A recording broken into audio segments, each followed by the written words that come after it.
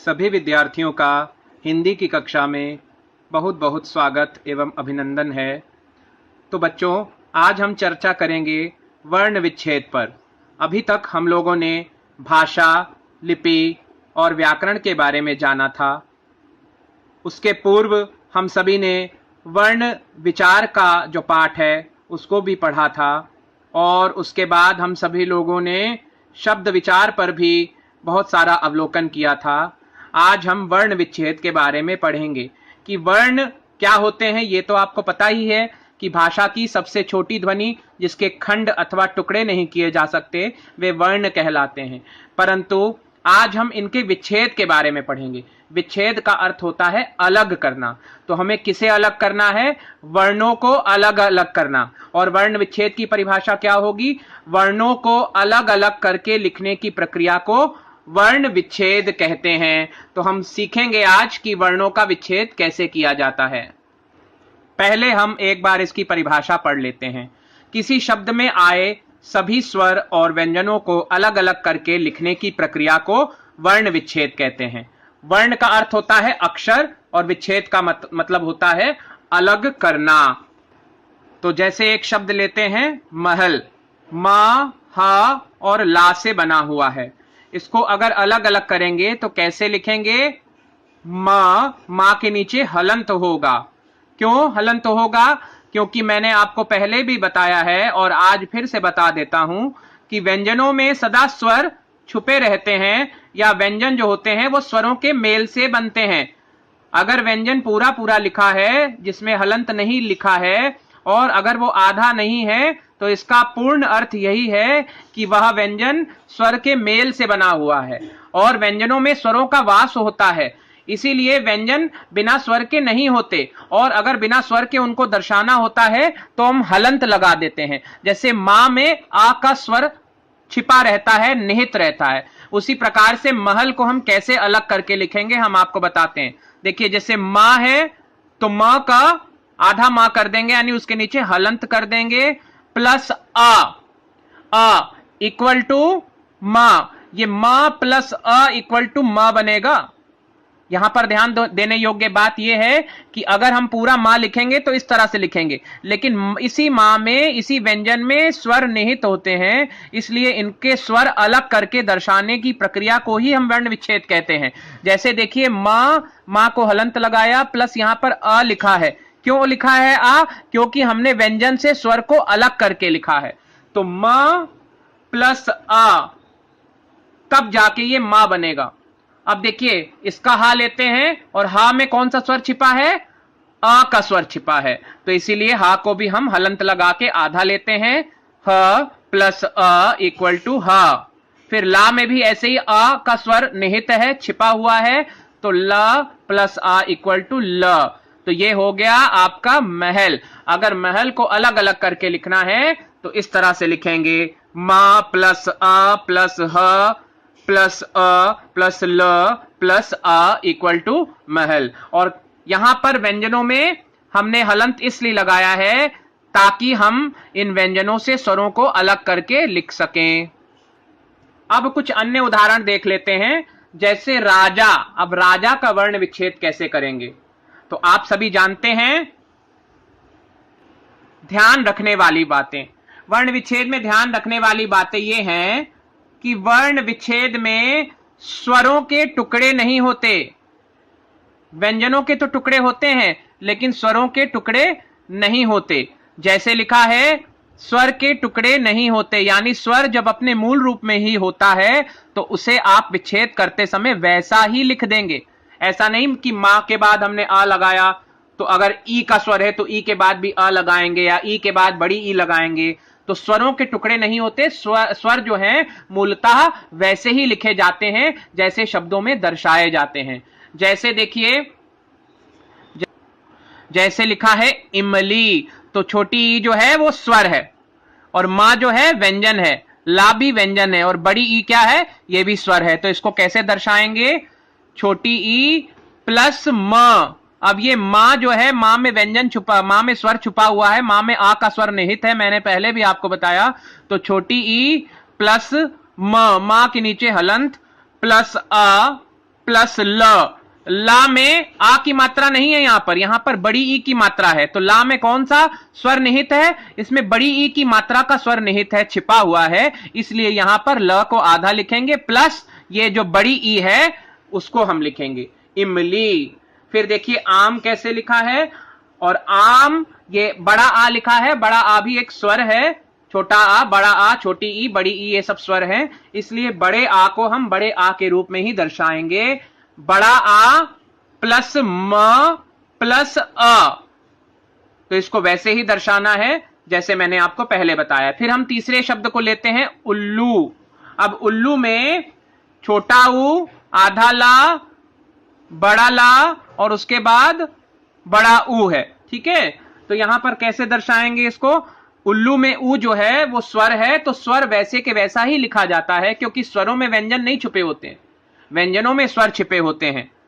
व्यंजन स्वर से मिलाकर बनाए जाते हैं, लेकिन स्वर व्यंजनों से मिलाकर नहीं बनाए जाते। इसलिए मैं फिर से बता दे रहा हूं कि स्वरों को वैसे के वैसे ही लिखना पड़ता है जैसे वो दिखाई देते हैं। जैसे उल्लू लिखा है तो हम इसका कैसे वर्ण विच्छेद करेंगे? छोटा ऊ, उसके बाद आधा ला है, तो आधे ला को हम कैसे दर्शाएंगे? ल, और ला के नीचे हलंत लगेगा, हलंत लगेगा ला के नीचे, और उसके बाद प्लस करेंगे।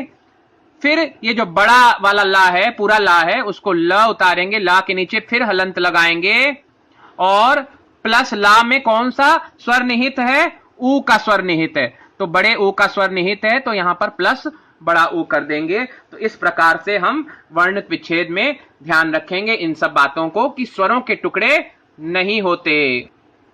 अन्य उदाहरणों को भी हम देख लें कि जैसे राजा, राजा शब्द का वर्ण विच्छेद करना है तो कैसे लिखेंगे? राजा, तो रा का र लिखेंगे, रा के नीचे हलंत लगाएंगे, प्लस इसमें कौन सा स्वर लगा है? रा में बड़े आ का स्वर लगा है, तो यहां पर प्लस बड़ा आ करेंगे। उसके बाद प्लस ज लगा है, तो जा के नीचे भी हलंत लगाएंगे, और जा में कौन सा स्वर लगा है? बड़े आ का स्वर लगा है, तो इसलिए र प्लस बड़ा आ प्लस ज प्लस बड़ा आ इक्वल टू राजा। उसी प्रकार से मीठा देख लीजिए, मीठा में हमने कैसे किया है? मां उतारेंगे, मां के नीचे हलंत, प्लस बड़ी ई, मां में बड़ी ई का स्वर लगा है, फिर ठ लगाएंगे, हम ठा उतारेंगे, ठ एक व्यंजन है, उसमें कौन सा स्वर लगा है? बड़े आ का, तो छोटा मां प्लस बड़ी ई प्लस ठ प्लस बड़ा आ इक्वल टू मीठा। उसके बाद लिखा है साहसी। साहसी को हम कैसे अलग अलग करके वर्ण विच्छेद करके लिखेंगे? सा में आ की मात्रा लगी है, इसीलिए हम यहां पर सा लिखेंगे, और सा के नीचे हलंत लगाएंगे, प्लस बड़ा आ लिखेंगे क्योंकि सा में बड़े आ का स्वर है, प्लस ह लगाएंगे, हा के नीचे भी हलंत, प्लस आ क्योंकि हा में छोटा आ यानी स्वर निहित है बाय डिफॉल्ट। उसके बाद प्लस स लगाएंगे, सा के नीचे भी हलंत लगाएंगे, और सा के नीचे हलंत लगाने के बाद प्लस लिखेंगे, और प्लस लिखने के बाद बड़ी ई लगाएंगे क्योंकि बड़ी ई का स्वर सा में लिखा हुआ है, निहित है, इसलिए हम इस प्रकार से साहसी को लिखेंगे। उसी प्रकार से हम दूसरे शब्दों को भी देख लेते हैं। खुश, खुश को कैसे लिखेंगे?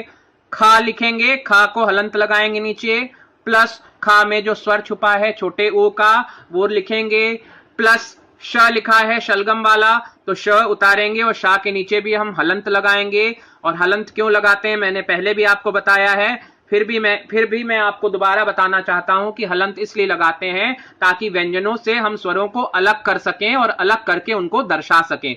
तो श लगाएंगे यहां पर, शा के नीचे हलंत, प्लस अ, क्योंकि श अपने आप में ही व्यंजन है पूरा, और पूर्ण व्यंजन में स्वर छिपे रहते हैं बाय डिफॉल्ट, ठीक है। और अगर कोई दूसरा स्वर लगा है, जैसे ई लगा है या ऊ लगा है, तो वो आपको दिखाई दे जाएगा, उसी प्रकार से उसको लिखना होगा। फिर देखिए रूप लिखा है, रूप को कैसे दर्शाएंगे? रा के नीचे हलंत, प्लस बड़ा ऊ, प्लस प के नीचे हलंत, प्लस आ। उसके बाद दृतु को हम कैसे दर्शाएंगे? ऋषि वाला री जो है उसको लिखेंगे री प्लस ता। अब आप कहेंगे री में क्यों नहीं स्वर लगाए? अरे भाई री तो अपने आप में ही स्वर है, इसीलिए री प्लस ता जो है व्यंजन है, ता को आधा दर्शाएंगे हलंत लगा के, प्लस छोटा ऊ लगा हुआ है ऋतु में ता के नीचे, तो यहां पे प्लस छोटा ऊ लिख देंगे तो हो गया ऋतु। कुछ विशेष बातें हैं जिन पर हमें ध्यान देना अति आवश्यक है कि वर्ण विच्छेद में ध्यान रखने वाली बातें। तो क्या लिखा है, जो अक्षर पहले से ही आधा है उसे हलंत लगाकर दिखाएंगे। जैसे पुस्तक, तो पुस्तक में पा जो है लेकिन ये पूरा है तो इसको हम पा के नीचे हलंत लगाएंगे। और पा में कौन सा स्वर छुपा है, ऊ का, छोटे ऊ का स्वर छुपा है। तो पा के नीचे हलंत प्लस छोटा ऊ प्लस स। अब स जो आधा है तो इसको आधा ही लिखेंगे, हलंत लगाकर लिखेंगे। तो आधे जो अक्षर होते हैं उनमें कोई स्वर छुपा नहीं रहता, इसलिए सा के बाद हम कभी भी अ नहीं लगाएंगे। आधे स्वर के बाद, आधे व्यंजन के बाद कोई स्वर नहीं लगाया जाता, इसलिए पा प्लस छोटा ऊ प्लस सा के बाद कोई स्वर नहीं है क्योंकि स अपने आप में ही आधा है। ऊपर लिखा भी है जो अक्षर पहले से ही आधा है उसे हलंत लगाकर दिखाते हैं और उसमें कोई स्वर छिपा नहीं रहता है।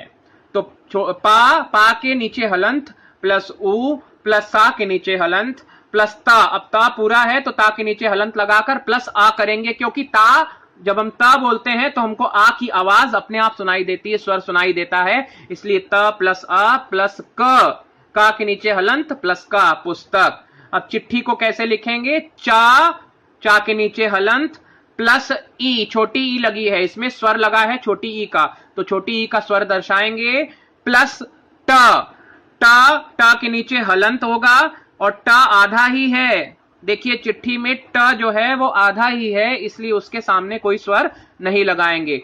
तो ट के नीचे हलंत प्लस ठा और ठा के नीचे हलंत लगाकर प्लस ठा में बड़ी ई का स्वर लगा है, इसलिए बड़ी ई का स्वर भी दर्शाएंगे। कुछ अन्य बातें भी हैं जिनको ध्यान में रखना अति आवश्यक है। जैसे ए और ए की मात्रा वाले शब्दों में ध्यान रखें कि कौन सा ए है और कौन सा ए है। जैसे केला, अब केला को अलग करके लिखेंगे, केला का वर्ण विच्छेद करेंगे तो किस प्रकार से करेंगे, तो देखिए का में ए की मात्रा लगी है, तो का में कौन सा स्वर लगा है, ए का स्वर लगा है, तो हम पहले का उतारेंगे, व्यंजन को उतारेंगे, का प्लस ए, जहां पर टिक लगा है ये देखिए ये वाला ए उतारेंगे, ना कि ये वाला। कुछ लोग गलती करते हैं इसीलिए इसमें दर्शाया जा रहा है। तो का प्लस ए प्लस ला के नीचे हलंत और प्लस बड़ा आ, क्योंकि ला में बड़े आ का स्वर छुपा है। उसी प्रकार से देखिए मैला कैसे लिखा है, मां के नीचे हलंत प्लस ए। अब ए तो ऐसे ही लिखते हैं, कई बच्चे गलती से ए को इस प्रकार से लिख देते हैं जो कि गलत होता है। ए इस प्रकार से लिखा जाएगा, ठीक है। तो मां के नीचे हलंत प्लस ए प्लस ला प्लस बड़ा आ, मैला।